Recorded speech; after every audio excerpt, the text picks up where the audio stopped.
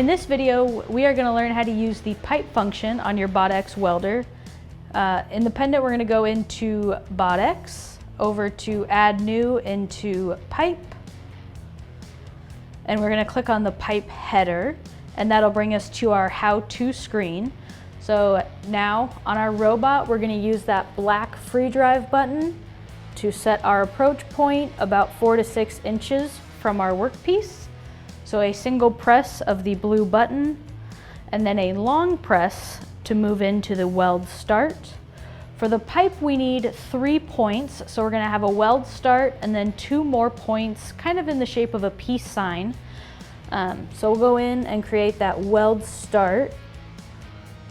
When we're creating full circles, we want to make sure that we're starting with our torch wrapped up, so that way as it runs through the program, it will unwind.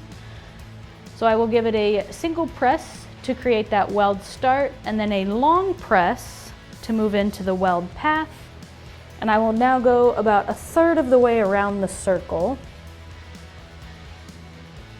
And now I'm going to press that top red button, and then go another about 1/3 of the way around the circle, and press that top red button. And now my circle has been created, and so I am going to create an exit point similar to where my start point was.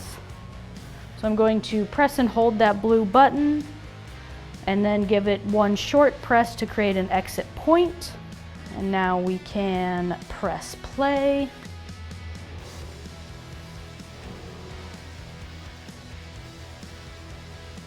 I'll press play on the pendant, play from robot program, press and hold to move to the init point that we created. And when I press play, it'll send it to my button box where I can hit start.